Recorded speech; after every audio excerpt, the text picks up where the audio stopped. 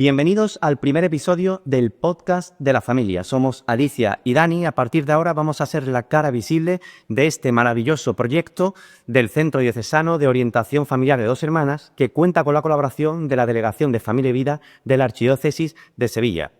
Este proyecto se enmarca dentro del 15º aniversario del nacimiento de los centros de orientación familiar que hay presentes en la Archidiócesis de Sevilla y, por tanto, queremos dar a conocer la labor que hacen los COF acogiendo a familias y a través de la prevención y, sobre todo, el acompañamiento. En el podcast de la familia queremos ensalzar el papel de la familia en la sociedad. Por eso, en cada episodio conversaremos con personas que desde su trabajo, su vocación o su vida nos inviten a vivir la familia como lo que verdaderamente es, una escuela de amor, de comunión y de fe. Porque en el podcast de la familia sabemos que todo empieza en casa.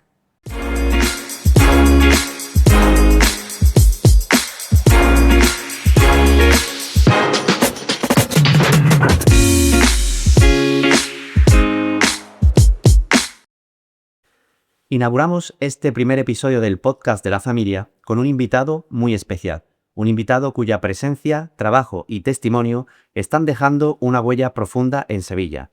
Hoy nos acompaña Monseñor José Ángel Saiz Meneses, arzobispo de Sevilla. Nacido en Sisante, en la provincia de Cuenca, y formado en Barcelona desde su infancia, su vida parece trazar un recorrido silencioso y firme hacia el lugar donde hoy sirve con entrega. Sacerdote desde 1984, pastor en Cataluña durante décadas, primero como obispo auxiliar de Barcelona y después el primer obispo de Terrassa, llegó a Sevilla en 2021 enviado por el Papa. Desde entonces, su labor se ha caracterizado por algo que muchos reconocen sin necesidad de palabras: una cercanía que acompaña, una mirada que escucha y una capacidad singular para estar al lado de las familias, de los jóvenes y de quienes buscan orientación en su fe. Con formación en psicología, filosofía y teología, podría decirse que conoce en profundidad la mente, la razón y el corazón. Pero quienes hemos tenido la suerte de tratarlo, destacamos sobre todo su humanidad, su serenidad y su cercanía. A lo largo de su carrera ha estado vinculado a la catequesis, a la pastoral juvenil, a la educación cristiana y al acompañamiento espiritual. Por eso hoy queremos, en el podcast de la familia, descubrir algo más que su trayectoria. Queremos conocer al hombre, al hijo, al hermano, al amigo, al párroco de pueblo. Queremos acercarnos a su historia familiar y a los recuerdos que le han marcado. Y sobre todo, que nos dé también una mirada de cómo ve la realidad familiar en la sociedad actual. Pues Monseñor José Ángel Saiz Meneses, arzobispo de Sevilla, muchas gracias por acompañarnos en el podcast de la familia en este primer episodio. Encantado de colaborar. Cuando uno escucha arzobispo de Sevilla, pues enseguida piensa en una gran responsabilidad, ¿no? Es un gran cargo. Pero detrás de este hay una persona con su historia, con su familia, ¿no? ¿Cómo se describiría usted en lo personal cuando deja un poco de lado pues, el ser monseñor? Pues una persona normal. Es decir, yo cuando me miro al espejo veo a José Ángel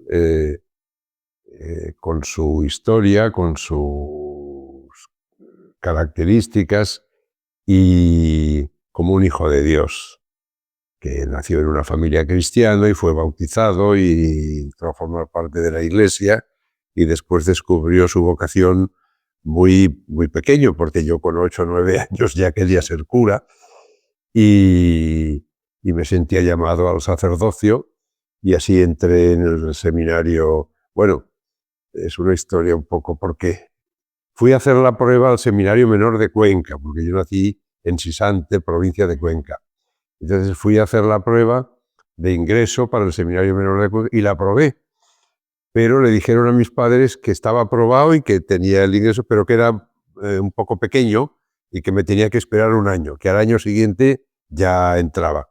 Y en ese año es cuando fuimos a vivir a Barcelona.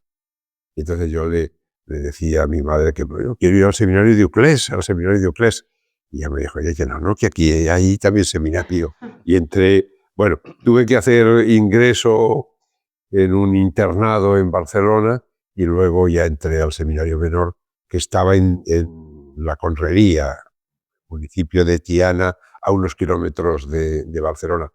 Pues yo me veo, por un lado, siempre la misma persona, Por otro lado, claro, me han impuesto las manos para el diaconado, el presbiterado y el episcopado, por lo tanto, ontológicamente, pues hay ahí una configuración con Cristo sacerdote, pero normalmente yo no desconecto, es decir, de la agenda sí, y procuro descansar, pero la responsabilidad, porque no es una profesión, es una vocación. Eso es como ser padre o madre. De eso no se puede desconectar. Puedes descansar lo que necesite el organismo, ¿no? O la mente, pero sin olvidar nunca esa relación y esa vinculación. Y ha hablado de que su vocación fue muy temprano. ¿Cómo se lo contó a sus padres y cómo reaccionó su familia? Yo es que un día así que, claro, eso pasa más con una vocación tardía o cuando los padres no quieren que el hijo sea sacerdote o tal. Yo era monaguillo y por lo tanto sentía, a ver, luego yo de pequeño no jugaba a misa y eso. Yo jugaba a fútbol, iba a coger pájaros, eh, entonces, pero era monaguillo, eso sí. Y entonces, bueno, pues sentía esa inclinación. Yo no recuerdo un día aquello de quemar las naves y decírselo a tus padres que a ver cómo lo toman. No me acuerdo cómo se lo dije, pero sí que lo comuniqué, lógicamente. Y mis padres no me animaron mucho, tampoco me desanimaron. Por una razón, porque yo soy el pequeño de 4 hermanos y mi hermano Jesús había estado en el seminario menor, en Uclés. Entonces mi madre, que tiene un hermano sacerdote, que vive en Cuenca, ya está jubilado, tiene 89 años. Pues entonces cuando mi hermano entró en el seminario menor, que estaría 2 o 3 años, mi madre se ilusionó mucho, porque era una persona muy creyente y tener un hijo sacerdote la ilusionaba mucho. Entonces, claro, como mi hermano luego a los 2 o 3 años lo dejó y ella se llevó un poco de chasco, de decepción, conmigo dijo, no, sí, prudencia y tal, y entonces, por supuesto que no me frenaron ni nada, al contrario, encantado, sobre todo mi madre, pero bueno, con prudencia, con prudencia. Cuando piensa en sus padres, ¿qué es lo que recuerda de ellos? Es decir, ¿cómo describiría, por ejemplo, su matrimonio? Pues era un matrimonio cristiano y una familia cristiana, digamos, normal. Cuando digo normal no quiero decir corriente. Bueno, pues allí se nos inculcaba la fe y yo recuerdo a mi padre trabaja, bueno, mi padre era un agricultor, ¿no? Yo recuerdo de pequeño, pero yo no llegué a pisar mucho los campos, pero tenía viñedos, tenía olivares y luego tierra blanca de esta que se sembraba trigo y bueno, bien. Lo que pasa es que luego unos hermanos de mi madre empezaron unos negocios allí en Barcelona y propusieron que fuera con ellos a trabajar y ya fuimos toda la familia. Mi padre pues era un hombre de campo, un hombre con los pies puestos en la tierra, recio, noble y generoso. Eso es lo que yo recuerdo de él. Y mi madre pues era como la mujer de fe de la Biblia, la mujer fuerte de la fe. Una mujer que era muy religiosa y muy espiritual. Y entonces su planteamiento de vida era como muy providencial, por eso no tenía miedo a los cambios y luego pues en Barcelona estuvimos 2 años viviendo en Gavà, luego fuimos a Barcelona, luego nos trasladamos. Mi madre siempre tenía mucha confianza en Dios y se ponía en manos de Dios y entonces no tenía miedo. Era más religiosa, digamos, más rezadora, más rezadora que mi padre. Y entonces en casa yo recuerdo que de pequeño pues lo explico a veces en homilías, que claro, no había televisión. Entonces, pues después de cenar, lo propio era comentar las incidencias del día, ¿no? Y luego rezar el rosario o leer un poco de alguna historia sagrada. Pero sobre todo eso, dialogar un rato y luego rezar el rosario. Así es como aprendí yo el rosario. Yo de pequeño antes de aprender a leer y a escribir, las letanías me las sabía de memoria, porque un crío pequeño que tiene la memoria virgen, digamos, se le queda todo, ¿no? Y ese es el recuerdo que yo tengo en casa. Luego, claro, ya cuando entré en el seminario menor estaba interno y la cosa cambió. Luego ya vino la televisión y ya, digamos, aquellas escenas más utópicas de toda la familia rezando al calor del hogar, pues ya era distinto. Pero de todas formas en casa siempre se ha rezado el rosario, por ejemplo, y mi madre siempre nos inculcó un sentido muy providencial de la vida y de confianza en Dios y de no tener miedo. Y hacía mucho una frase que era: de los cobardes no se ha escrito nada, decía mi madre. Que era una mujer físicamente, no era muy fuerte, ella tuvo asma, un asma crónica, murió con la misma edad que mi padre. Mi padre murió con 87 años, 87 años de infarto. No probaba ni una aspirina, no tomaba medicación ninguna. En cambio, mi madre desde hacía años tenía asma bronquial y tal, pero mi madre murió 3 semanas antes de cumplir los 87 años, o sea que vivieron, mi padre era 5 años mayor, prácticamente lo mismo. Y bueno, antes ha mencionado a uno de sus hermanos, tal. Entonces, ¿cómo era la relación con ellos? Es decir, ellos también han bebido de esta fe que les ha inculcado y han perseverado. Sí, a ver, yo soy el pequeño, entonces hay Pepi, Mari Carmen, Jesús y José Ángel. Pepi, los otros 3 están casados y son católicos practicantes, sí. La que más es la segunda, Mari Carmen, que Mari Carmen de joven hizo cursillos de cristiandad y es la que a mí me invitó a ir allí en Barcelona a los cursillos de cristiandad de jóvenes, que había una sección de jóvenes, y entonces Mari Carmen y Andrés, la mayor está con su marido en una residencia porque, en fin, por un problema médico quedó después de una operación en silla de ruedas, y hubo que llevarlo a una residencia porque en casa no podían ofrecerle todos los cuidados que necesitaba. Entonces mi hermana, están los dos en una residencia, allí en el mismo barrio donde hemos vivido siempre. Mari Carmen y Andrés están muy integrados en la parroquia, estos van a misa cada día y ella es del consejo pastoral y él le tiene mucha confianza al párroco, vamos, tiene llave de la iglesia y demás. Y luego mi hermano Jesús vive en Castelldefels, un pueblo de la costa, aunque luego también alquiló en el pueblo. Mi hermano le tira más el pueblo donde nacimos, que tiene allí también algunos negocios y cosas, actividades. Y entonces mi cuñada murió, mi hermano Jesús es viudo, entonces él está entre Castelldefels y Sisante, y este también es muy devoto de nuestro Padre Jesús Nazareno, que es un nazareno que hay en el convento de Clarisas del pueblo, que es de la Roldana, obra de la Roldana. ¿Quién me iba a decir a mí que acabaría yo? Yo he tenido una imagen de nuestro Padre Jesús Nazareno de Sisante siempre en la mesita, y fíjate, luego iba a acabar yo en Sevilla, la tierra de la Roldana. ¿Y qué, no sé, alguna costumbre, tradición propia familiar que recuerde con especial cariño?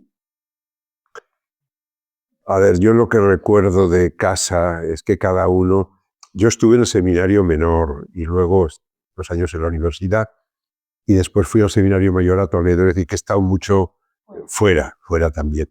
Yo lo que sí recuerdo es, a ver, con mi padre muy bien, la relación, pero yo sobre todo tenía mucha confianza con mi madre. Como soy era el pequeño, sí, eso decían que era el preferido y tal. Lo típico. Por ser el pequeño y por ser cura o por tener vocación. Entonces con mi madre yo tenía mucha confianza y sí que recuerdo muchas conversaciones espirituales y de fe. Y sobre todo, pues cuando había que tomar decisiones en casa y tal, pues mi madre conmigo hablaba mucho. Lo demás, pues una familia muy unida, y gracias a Dios, pues con mis hermanos muy bien y mis padres, y luego los sobrinos, es decir, que tengo una experiencia familiar excelente. Ha hablado de que fue monaguillo de niño. ¿Qué recuerdo tiene de ello? ¿Qué le puede decir también a los monaguillos de aquí de la diócesis de Sevilla? Yo fui un monaguillo típico, con un puntito travieso también, como es propio de los monaguillos, ¿no? Entonces, pues, de habernos bebido el vino y comido las formas, ¿no? Íbamos al convento a pedir formas para la parroquia. Y entonces, bueno, pues las monjas nos daban recortes, pero luego a lo mejor alguno pedía más de la cuenta. Bueno, con un párroco que era muy bueno, don José Luis. Y sí, a mí me pilló el Concilio Vaticano II, es decir, que me estaba aprendiendo las respuestas de las misas en latín cuando llegó ya la misa en lengua vernácula. Que me acuerdo que con otro monaguillo nos hacía mucha gracia las respuestas en español, porque decía, levantemos el corazón, lo tenemos levantado hacia el Señor. Cosas así nos hacía mucha gracia porque estamos acostumbrados al latín, ¿no? Pero bueno, una vida entre la casa, la parroquia, la escuela y luego pues con los amigos, jugando y yendo al campo y una vida normal. Con la familia, pues los recuerdos es eso, de unidos, también con nuestras cosas, pero me refiero que unos hermanos unidos y que nos queríamos mucho y nos queremos mucho, y con los padres también, eso es impagable, el apoyo y el refuerzo de los padres en todo momento. ¿Cómo es ahora la relación con su familia? Es decir, con sus hermanos, con sus sobrinos o resobrinos, ¿no? Como se suele decir en Cataluña. Pues con mis padres ya fallecieron en el 2003 y en el 2007. 2003 mi padre y en el 2007 mi madre. Y con mis hermanos, hombre, yo cuando los pocos días que me tomo de descanso, de vacaciones, voy allí, sí. Pues entonces lo que hago es ir allí y estar con la familia. Es decir, que, porque si no, no pararía, tanto en Barcelona como en Tarrasa. Si llamo, puedo quedar con algún cura a comer y a hablar excepcionalmente, pero creo que yo estoy todo lo anónimo que puedo para poder estar con la familia, es que si no, ni los veo y luego tengo mala conciencia de no haber estado un poco con ellos. Entonces, pues con Valentín y Pepi, los más mayores, que ya, bueno, pues estos ya pasan Valentín pasa de los 80 y mi hermana Pepi debe estar rozándolos. Bueno, pues los voy a ver, estos están un poco más débiles de salud, ¿no? Y pues procuro ir a verlos y estar ratos con ellos y rezo el rosario con mi hermana Pepi cuando voy. Con Mari Carmen y Andrés estoy más, porque estos son los que están más integrados en la parroquia y tal. Y en verano, por ejemplo, voy con ellos a un chalet que tienen. Los dos tienen, unos un piso y los otros un chalet en Cubellas, que es el último pueblo de Barcelona. El siguiente pueblo ya es de Tarragona. Y desde hace muchos años, cuando yo era un cura joven, íbamos allí en los veranos. Entonces los veranos suelo ir con estos al chalet y estaba allí encerrado. Porque al principio, hace muchos años, íbamos a la playa, pero luego tienen una piscina y ya o sea, no salgo de la casa, celebro misa allí y tal. Y luego con mi hermano Jesús me veo menos. En el verano también quedamos, porque Castelldefels está en la costa también. Y luego con los sobrinos, pues me veo más con los de mi hermana la mayor, que viven ahí en San Andrés, en el mismo barrio. Luego Patricia está en Madrid y Jesús está en Hospitalet, que son los hijos de mi hermano. Y con los resobrinos o sobrinos nietos, pues tengo 4.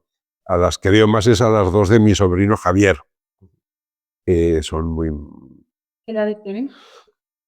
Pues Martina tiene 7 años, ya empezaba a ir para la primera comunión. Y la pequeña, la Carlota, tiene 3. Carlota es muy curiosa porque de pequeñita yo le llamaba que era como un ángel sereno. La traviesa era su hermana, y era un ángel sereno. íbamos a un restaurante o lo que fuera, y ella estaba en el carrito, dormidita y tal. Pero luego cuando empezó a andar, mutó y ahora es una exploradora que no deja en paz a nadie. Y yo me hace gracia porque con los críos es como cuando voy a las parroquias y hay críos pequeños, me acerco y les saludo y les pregunto. Sí, ya con mis sobrinos yo jugaba mucho y con estos sobrinos nietos también. Pero me admira la paciencia que le echan los padres. Yo no sé si sería, sí, yo no sé si sería capaz. Qué paciencia, Dios mío. Y también veo que la fuerza de la educación, con paciencia y con cariño, cómo se enderezan estos pequeños. Y realmente los padres creo que vivimos como las obras de misericordia diariamente, ¿no? Cuando estamos criando a los niños, ¿no? Dar de comer, Enseñar al que no sabe, dar consuelo, ¿no? al que se equivoca, ¿no? O Pues, sea, que al final sin duda, sí. purificarnos sin duda. Claro, usted, bueno, no ha sido padre, ¿no? Biológico de nadie, pero padre espiritual de muchos. ¿Qué puede decirnos de la familia que ha ido creando en todo su ministerio sacerdotal y episcopal? Hombre, yo doy gracias a Dios porque el carácter mío es muy personalista. Es decir, a mí, aunque te guste todo y un sacerdote, pues, o los obispos, pongamos, los obispos, a todos nos interesa todo y nos cuidamos de todo, ¿no? Todo lo que es la pastoral. Pero luego también hay subrayados, ¿no? Pues entonces, yo por carácter soy muy personalista. Entonces me interesan mucho las personas.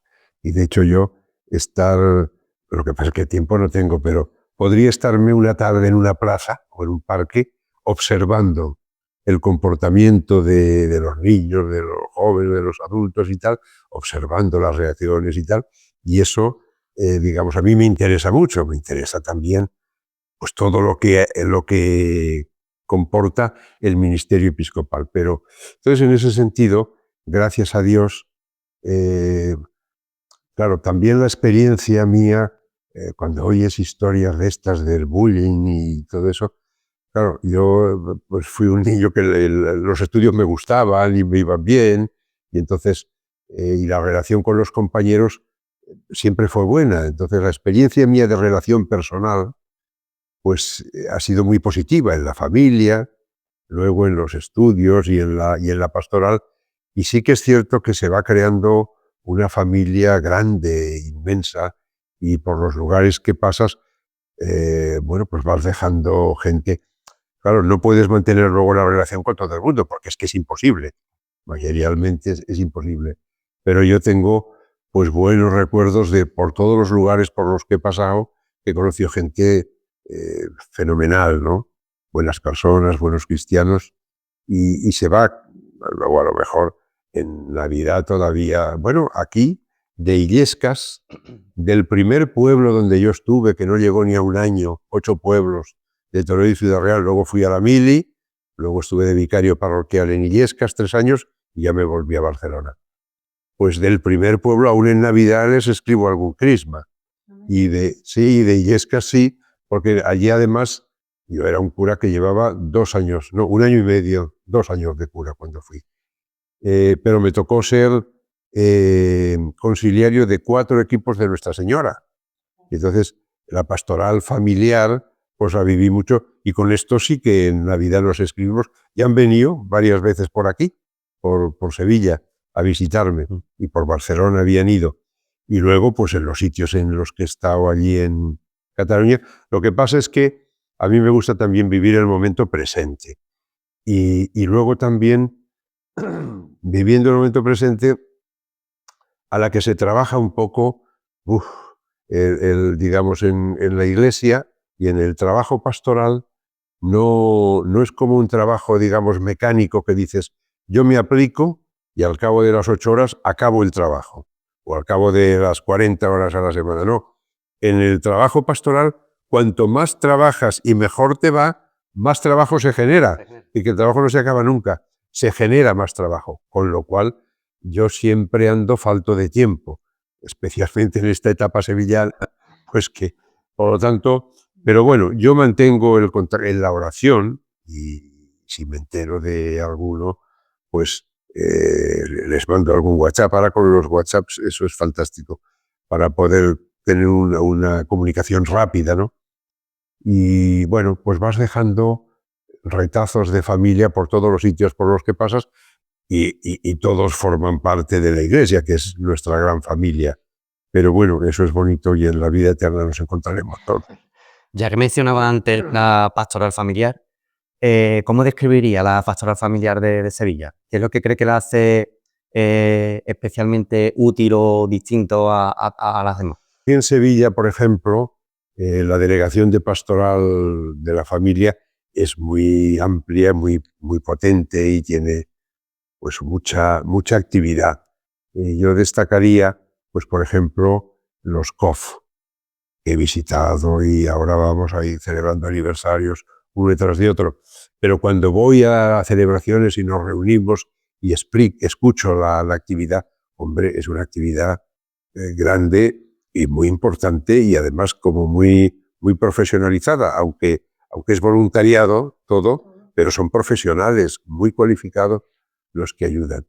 Entonces eso es importante. Y luego aquí un poquito lo que es así la perla es el Teen Star, porque dado el problema que hay en nuestra sociedad, que a veces escuchas datos que son escalofriantes, de pornografía ya infantil, es importantísimo la educación afectiva sexual en los jóvenes y en los Teen Star comienza en la preadolescencia prácticamente. Eso es importantísimo. Y eso que a veces en las casas no se da, porque la educación afectiva, la educación sexual no se daba pues casi en ningún sitio, la gente aprendía sola, ¿no? Después se empezó a dar de una forma muy mecánica y muy en su dimensión material, pero lo de dimensión educación afectiva sexual es más reciente y tiene que ser así. Si me apuras, afectiva, sexual y espiritual, para que coja lo que es el conjunto de la persona en su totalidad. Entonces eso es que no se explica y como mucho pues hay escuelas o hay lugares en que se explica la educación sexual pura y dura y eso es incompleto. Eso es incompleto. Entonces, todo esto es una tarea importantísima que es, Dios mío, queda tanto por hacer porque eso tendría que ofrecerse a todo el mundo. A ver, nosotros no podemos abarcar al 100% de la sociedad, pero, por ejemplo, en todas las parroquias tendría que hacerse, en las escuelas cristianas. Es verdad que ahora, por ejemplo, en Sevilla, ¿no? Como me está comentando, se está impartiendo el Bienestar en 2 parroquias, hasta en colaboración con 2 COF, ¿no? En San Sebastián y en Juan Pablo II con el COF de 2 hermanas. Pero como dice, pues debería extenderse, ¿no? Y de hecho, a poco también se ha acogido aquí en Sevilla un curso para monitores y ha respondido bastante bien la gente. O sea, yo creo que realmente sí que hay entre los cristianos, al menos sevillanos, esa inquietud, ¿no? Es decir, es verdad que aquí, en la iglesia, pues tenemos que fomentar esto. Habría que fomentarlo y desarrollarlo más todavía. Igual que tal como hay catequesis en todas las parroquias, pues esto debería formar parte del proceso catequético. Es como el tema de la vocación. El tema de la vocación es un elemento. Todo ser humano que nace, que llega a este mundo, tiene vocación, la suya, que es el proyecto de Dios sobre esa persona. La mayor parte las llama por el matrimonio y una parte también por el sacerdocio de la vida consagrada. Pues entonces, el tema no es que luego la gente se casa y a algunos les da por hacerse cura o ir a un convento. No. La vocación es el designio de Dios sobre cada persona y Dios llama a cada uno por un camino. A veces se descubre muy pronto, a veces cuesta más descubrirlo, pero hay que educar en la vocación, ¿no? Y todos somos vocación. Pues aquí es lo mismo, es decir, esta educación afectiva, sexual y espiritual, introducir a las personas en la oración, tendría que ser general para todo el mundo. Por desgracia, pues no es así. Pero bueno, yo me alegro de que aquí se va implantando y con una experiencia muy positiva, que eso es lo bueno. Ha hablado de que todos tenemos una vocación, ¿no? Como decía Macro II, esa vocación es el amor y se concreta o en el matrimonio o en la vida consagrada. Concretamente, hablando del matrimonio, ¿cree que vamos tarde cuando ofrecemos formación o preparación al matrimonio? Porque al final muchas parejas que se casan por la iglesia, que la verdad cada vez son menos, hacen un fin de semana, hacen ¿no? o un taller pequeño de preparación al matrimonio y ya con esos paretes que se han preparado para esa vocación tan grande que es la familia, el matrimonio.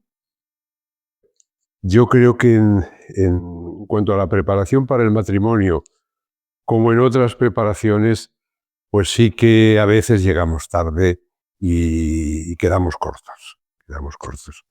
Por eso os decía antes que el tema de la vocación hay que irlo introduciendo en el proceso catequético, ya desde la infancia, y después hay que irlo desarrollando, pues cada uno según su vocación. A ver, uno que tiene vocación al sacerdocio entra al seminario y tiene que estudiar unos cuantos años, o en las monjas o frailes los noviciados. Pues para el matrimonio es una decisión para toda la vida, por lo tanto no vale con un cursillo de un fin de semana. Eso también los novios cristianos que se preparan, también tampoco hace falta hacer una licenciatura en teología, pero sí que si además tienen su dirección espiritual o acompañamiento espiritual, lo propio es pues que se vayan preparando y que vayan leyendo y que vayan... Yo recuerdo allí en Barcelona, en estos cursillos de cristiandad de jóvenes de los que yo formé parte, pues cuando salían, que ya había vocaciones sacerdotales y de trapenses y cartujos y de monjas, pero bueno, la mayoría salían parejas allí que se casaban. Bueno, pues entonces se preocupaban de vivir un noviazgo cristiano y luego el matrimonio cristiano y una familia cristiana. Por lo tanto, en eso, con su director espiritual, pues es propio que se vayan preparando. Luego las parroquias tienen que ofrecer también, pues para todos, estos cursos prematrimoniales que a veces se ventilan de una manera rapidísima. Cuando yo en los primeros años de cura me encargué de los prematrimoniales, claro, ya había 7 u 8 conferencias, ¿no? Que era como una charla larga y luego un coloquio, pero algo que es para toda la vida hay que prepararlo mucho, con mucha oración y con mucha lectura y reflexión. Por eso todo es poco. Yo creo que es muy importante, porque si no, después pasa lo que pasa y hay tanto fracaso matrimonial ahora. Yo recuerdo que en las bodas, me tocó hacer bodas ahora hago pocas, ahora de familiares o alguna cosa así muy especial, ¿no? Pero cuando estuve en parroquia sí que hacía muchas. Y yo recuerdo que había algún elemento que solía repetir, como los oyentes eran distintos, no había problema de repetirse, ¿no? Yo les decía, si hay que resumir lo que es el matrimonio en una frase yo decía a los novios, decía, para mí vivir el matrimonio es vivir una actitud, que es la actitud de dar la vida a la otra persona, dar la vida al cónyuge y después al cónyuge y a los hijos. Eso es el matrimonio. Eso es el matrimonio. Pues claro, el día de la boda, la mayor parte de los novios, y si no el cura lo sugiere, 1 Corintios 13 del 1 al 13. Como lectura, el amor es comprensivo, el amor es servicial, no se irrita, no lleva cuentas del mal. Sí. Yo creo que hasta en bodas civiles, en ayuntamientos, leen ese texto. Sí. Y eso es muy bonito.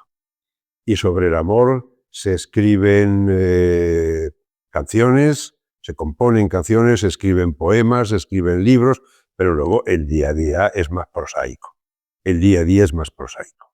Entonces, yo le decía el marido tiene que preocuparse cómo doy la vida a mi mujer cada día y en el día a día. Y la mujer al marido, que quiere decir cómo hago feliz a la otra persona, cómo hago que esté bien, cómo hago que esté en paz. Y eso significa una actitud de vivir pendiente del otro, que es la contraria de vivir pendiente de uno mismo, ¿no?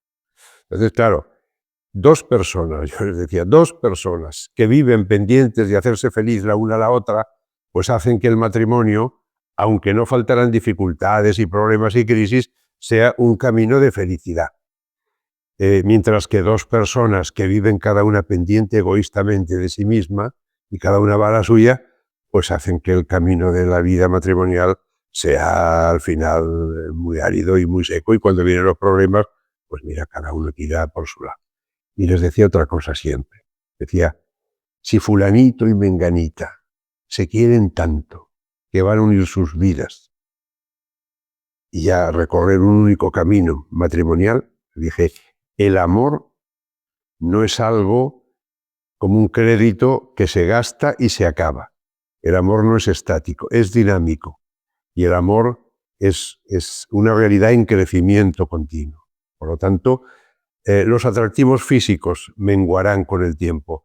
La salud y las energías físicas menguarán con el tiempo. Pero el amor es algo mucho más profundo, es algo dinámico y puede y debe crecer con el tiempo. Puede y debe crecer con el tiempo, y crece pues poniendo a Cristo en el centro y bebiendo de la fuente del amor, que es Dios, y poniéndolo todo en sus manos. A mí me gustaba coger como evangelio, si no lo elegían ellos, uno de los evangelios que pone el ritual, que es el de la parábola de la casa construida sobre roca. Pues eso es lo que hay que hacer, el matrimonio y la familia, construir sobre la roca, que es sobre Cristo. Y bueno, pues todo esto es lo que hay que inculcar, porque un cursillo prematrimonial, yo me acuerdo cuando estuve encargado, estoy hablando del año 86 al 89, o sea que ha llovido un poco, pero había la comunicación, pues la comunicación psicológica, ¿no? La comunicación sexual, ¿pero qué le estamos explicando? Si esto... Entonces hay que ir a lo profundo y hay que ir a los fundamentos de la fe, y muchas veces hay que dar un repaso como una especie de cursillo de cristiandad en que se presenten todas las verdades de la fe desde el sentido de la vida, y la vocación, hasta la llamada a la santidad en el matrimonio. Pero hay que repasarlo todo, porque si no es construir sobre arena. Así es. Cuando hablamos de familia, no podemos olvidarnos, y menos en Sevilla, ¿no?, con el papel tan fundamental que juegan las hermandades. Entonces queríamos preguntarle qué valoración hace, porque al final las hermandades son también familias de familia, ¿no? Son una gran familia, de hecho. Entonces, ¿qué papel juega y cómo valora usted el trabajo que están realizando las hermandades? Son una realidad. Yo, después de llevar unos meses aquí en Sevilla, me brotó espontáneamente una frase que decir, la piedad popular es un tesoro.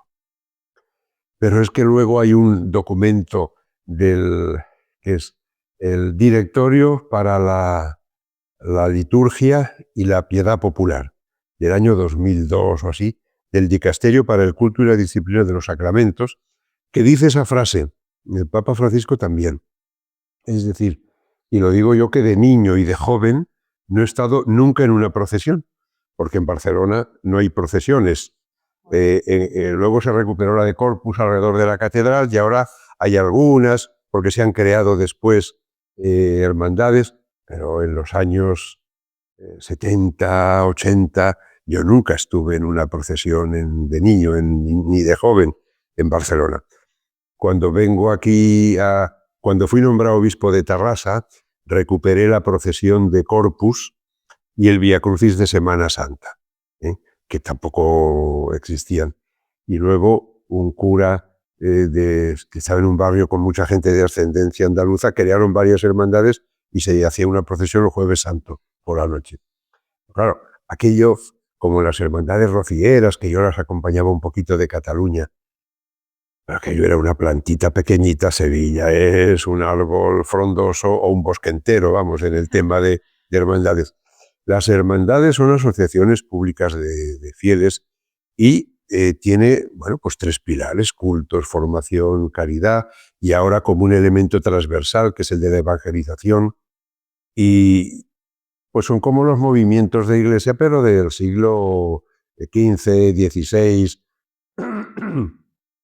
que están llamadas a vivir las celebraciones y la oración, la formación y también la caridad. Y la obra caritativa y social que llevan a cabo entre todas es impresionante. Por lo tanto, Y también yo creo que hay dos elementos de lo que hemos hablado que se viven en las hermandades. Siempre se puede mejorar, ¿eh? Uno es la fraternidad, como su mismo nombre indica, hermandad es fraternidad. Y yo creo que sí que hay fraternidad, ¿eh? Y las hermandades se componen de familias, son también muchos sagas familiares, ahí no hay gente suelta, también, pero son sagas familiares. Y ahora se exige estar bautizado para ser hermano, pero antes los apuntaban antes de bautizarlos, ¿no? Bueno, pues la fraternidad se vive y hay que potenciarlo. Y se vive también otro elemento muy importante, que es la transmisión de la fe, que es el caballo de batalla de la Iglesia actualmente, y que antes se hacía de una manera muy natural en la familia, pues eso que explicaba yo de pequeño, el niño que ya aprende a rezar el rosario, o aprende a encomendarse a Dios, o va a misa con sus padres, o va a la misión popular, siendo un canijo, ¿no? La transmisión de la fe se hacía en las familias, en las parroquias, que la gente iba más a la parroquia, en las escuelas incluso. Hoy día es mucho más difícil, porque en las familias es que ya no se reza en familia, hay que recuperar la oración en familia, muy importante. Y el rosario en familia, que es la oración más universal y que la puede rezar uno que no sabe leer ni escribir y uno que es el más docto y culto de la tierra, ¿no? En la familia ahora cuesta más. Después de cenar la gente se va a la tele o a su ordenador personal. En las escuelas, bueno, pues explica valores y, en fin, y bueno, y también la fe cristiana. Y en las parroquias, pues la gente que va a las parroquias. En las hermandades la transmisión de la fe se hace, y se hace de una manera como más intuitiva, también a través de la formación, pero de una forma más intuitiva. Yo tengo una anécdota muy bonita al respecto. Cuando estuvimos con la comisión ejecutiva que organizaba el Congreso, presentando el Congreso en los dicasterios de Roma, y el Papa Francisco nos recibió en audiencia privada. El segundo Congreso de Hermandades. Sí. Pues luego nos recibió otra vez, después, a posteriori, en febrero de este año, pero antes nos recibió para presentarle el proyecto. Yo me acuerdo que estuvimos casi una hora con él. En un momento dado de la conversación le dije: Santo Padre, allí en Sevilla, yo en Semana Santa suelo ir a parroquias de la periferia a primera hora de la tarde, entonces veo cuando se inician las procesiones. Dije, y a veces está la nave de la iglesia llena de nazarenos, con sus túnicas nazarenas, y a veces hay mamás con bebés en los brazos que todavía no andan, pero ya van vestidos de nazarenos. Y les hablan y les enseñan a decir papá y mamá, y a la vez Jesús y María. Entonces el Papa dijo una cosa preciosa. El Papa Francisco dice, sí, eso es el dialecto materno, la lengua materna para iniciar a los niños en la oración. Entonces la mamá, pues al niño lo inicia en la oración, le habla de Jesús, de María, reza con él y lo va iniciando en esa relación personal, mistagógica. Dialecto materno lo llamó el Papa Francisco. Pues eso es muy importante. Y eso yo en las procesiones a veces, que hay muchos críos, con los papás o con los abuelos, pero críos pequeñillos que a lo mejor no tienen un año o 1 año, 2 años, y ya en la procesión la mamá le va señalando y le hace que se santigüe y tira besitos. O por ejemplo en la protestación de fe, a veces va el padre o la madre con un bebé que ni anda, pero ya lo ponen allí. Bueno, pues todo eso queda grabado. Todo eso es mucho más importante de lo que nos creemos. Y pues si el niño no lee, no habla, aún no entiende, y tanto que entiende. Eso va calando en la persona. Y eso forma parte de la transmisión de la fe que en las hermandades, gracias a Dios, se hace. Y la hermandad, luego habrá sus cosillas internas y tal, y sus conflictos que pasan como pasa en toda familia. Y hay que resolver como se resuelve en toda familia, que es dialogando y rezándose y dándose un abrazo juntos y ya está. Pero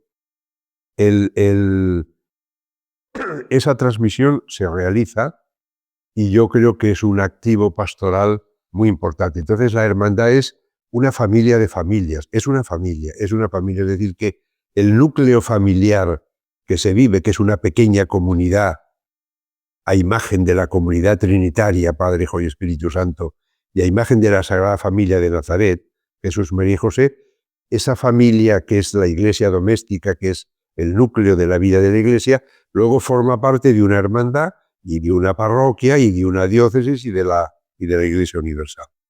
Además de este desafío que es la transmisión de la fe en la familia, ¿qué otros retos cree que afronta la familia moderna? La sociedad actual y la cultura dominante tiene unas características que están muy estudiadas, pero por ejemplo, el relativismo que tanto denunciaba el Papa Benedicto y el subjetivismo, si todo es relativo y no hay normas absolutas, pues aquí la moral y la ética la organizamos a nuestra manera y la vida la organizamos a nuestra manera y de un modo subjetivo lo que hoy es bueno, mañana nos ponemos de acuerdo y es malo. Eso lleva también al individualismo y a la insolidaridad, que eso lo denunciaba más el Papa Francisco, y a los descartados, ¿no? Después hay un problema por lo tanto, de secularización, de relativismo, de individualismo. Hay un problema de insolidaridad. La pandemia trajo como consecuencia que las distancias entre personas ricas y pobres y entre países ricos y pobres, en lugar de estrecharse, se ensancharon. Entonces, vivimos en un mundo que es la ley del más fuerte. Y ahí viene la cultura del descarte que denunciaba el Papa Francisco. Luego también hay otro fenómeno que es la liquidez, que eso está descrito por el sociólogo alemán Zygmunt Bauman, el hombre líquido, bueno, y el mundo líquido y la sociedad líquida. Es decir, que hemos pasado de un sujeto moderno que tenía principios, que tenía firmeza, que tenía consistencia, a un sujeto posmoderno que no tiene consistencia, que no tiene compromisos, que es líquido, que es fofo. Y eso es lo que pasa. Entonces, cuando yo era pequeño, pues era muy normal estudiar y sacar buenas notas, y el dar satisfacción a tus padres ya era suficiente motivación. Ahora no, hay que ir regalando cosas y el niño aprueba el curso y le regalamos, no sé qué, un ordenador, y al año siguiente una moto, y ahora... ¿Esto qué es? Entonces, es decir, hay más flojera, menos consistencia, menos fortaleza y firmeza que antes. Y luego hay otro fenómeno que describe como metáfora Byung-Chul Han, que le dieron el premio Príncipe de Asturias, que es un pensador surcoreano, pero que está en Berlín, que es el enjambre digital, producto de las nuevas tecnologías. Entonces te encuentras en un parque 8 o 10 adolescentes que están en corro, allí cada uno con su iPhone, y piensas, estarán mirando cosas, consultando cosas. No, están hablando, están chateando y están comunicándose, pero en lugar de hablar, mirándose a los ojos y dialogando de una forma como más personal, pues están con las pantallas. Es decir, lo único que ven son las pantallas. Claro, todo esto son desafíos de la sociedad y de la iglesia y de la familia, porque ahora los niños, resulta que Bill Gates y todos estos, a sus hijos no les dejan tener un móvil hasta los 16 años, pero si te descuidas, en la gente más sencilla, estar enganchados desde los 2 años a los móviles, porque es la forma de que se estén quietos y que coman y se estén quietos en la comida y tal, ¿no? Eso pasa. Por tanto, estos son retos de la familia. Yo lo que sí veo, lo decía antes por mis sobrinos, nietos y por muchos padres que veo, y es que el cariño y la paciencia de los padres hace maravillas y los endereza. Y yo hay una idea que explico más esto en los colegios, pero siempre digo, mirad, para mí la obra de arte más grande que hay en el mundo es la Pietà, de Michelangelo. Puede ser una escultura, puede ser un cuadro, puede ser un edificio, cada uno tiene sus gustos. Aquí en Sevilla será por arte, ¿no? Pero yo, a mi humilde entender, la obra de arte más importante que hay en la vida es educar un hijo, educar un niño, una niña, una persona, educar. Y entonces, todas las potencialidades que Dios ha puesto en la persona, ayudar a desarrollarlas al máximo. Eso sí que es arte. arte. Y eso comienza en la familia. Y la misión educativa más importante es la de la familia, ¿eh? Después vendrá la escuela, pero la matriz es la familia. Incluso después vendrá la parroquia, pero en la fe comienza la educación en la familia. En la familia. Eso es importantísimo. Por eso la familia, como célula básica de la Iglesia y de la sociedad, es tan importante para el futuro de la Iglesia y de la sociedad. Y es tan importante pues que haya matrimonios santos y ejemplares y familias santas y ejemplares, que a lo mejor son voces que claman en el desierto, pero luego queda más de lo que nosotros imaginamos. Ante estos retos que desglosaba a los que nos enfrentamos la familia, creo que es importante, ¿no?, que también recemos, ¿no?, la oración. Entonces, ya para concluir, quería preguntarle, Monseñor, cuando piensa en la familia, especialmente en la familia de nuestra diócesis, si nos puede dar alguna pista. ¿En qué reza usted? ¿O qué reza usted cuando piensa en la familia? Pues yo rezo para que el Señor bendiga a las familias, les dé fuerza, les dé capacidad de resistencia, porque a las familias cristianas les toca vivir contracorriente en tantos aspectos. Pero a la vez es tan importante la experiencia de una buena familia, la seguridad que da a una persona el sentirse amado. Un niño que ha experimentado el amor de su padre y de su madre, eso le da una fuerza, una firmeza para el futuro que le hace superar las dificultades de la vida que llegarán. Una persona que no experimentó de pequeña el amor de sus padres, ahí hay una laguna, hay una laguna. Entonces, la familia cristiana, yo pido al Señor pues que sostenga a las familias y que las familias también pues vivan su fe y lo que yo experimenté en mi casa, sobre todo a través de mi madre, que era que ella confiaba en Dios y entonces, digamos, con mucha cabeza y con mucha sensatez y mucha prudencia, pero a la vez con mucha confianza en la providencia de Dios. Eso más que explicarse hay que vivirlo, hay que palparlo, ¿no? Pero yo pido al Señor que bendiga a las familias, que las haga fuertes, que las haga resistentes, con capacidad para vivir contracorriente y con la certeza también de que están llamadas a ser la sal, la luz, el fermento en medio de esta sociedad. Muchísimas gracias, José Ángel, por aceptar esta invitación del podcast de la familia, por dejarnos conocerlo un poquito mejor en lo personal y por darnos también este mensaje tan esperanzador sobre la familia, especialmente para nuestra diócesis. Pues yo pido al Señor que bendiga a nuestras familias y que no tengan miedo de vivir el ideal cristiano y vivir la llamada a la santidad no de forma individual o individualista, sino como familia, porque es importante hoy día que demos un testimonio de vida cristiana, no solo de manera individual, sino como familia, como pequeña comunidad, pequeño núcleo comunitario y después como parroquia y como hermandad y como comunidad grande. No estamos solos. Si dependiéramos solo de nuestras fuerzas, pues sería imposible, pero no estamos solos. El Señor, esa frase que dice Jesús a los apóstoles, yo estoy con vosotros todos los días hasta el fin del mundo.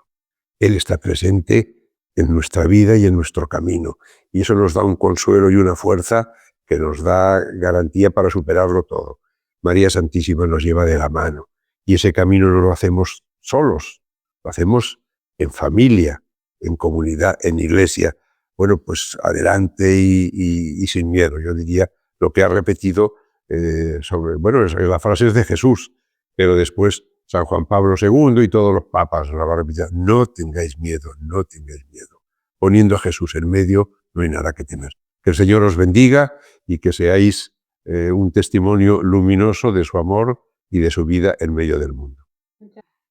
Y a todos los que nos escucháis y habéis estado escuchando pues este podcast de la familia, Os invitamos a seguir escuchando más episodios. También estos contenidos, por favor, compartidlo con todas aquellas personas que seguro que les puede interesar. Y no olvidéis de seguir las redes sociales del COF de Dos Hermanas, de la propia Archidiócesis de Sevilla y también de la Pastoral Familiar de Sevilla. Así que nada, os esperamos en el próximo episodio con nuevas voces, nuevos testimonios que nos van a inspirar seguro a seguir creando familias fuertes, alegres y llenas de fe.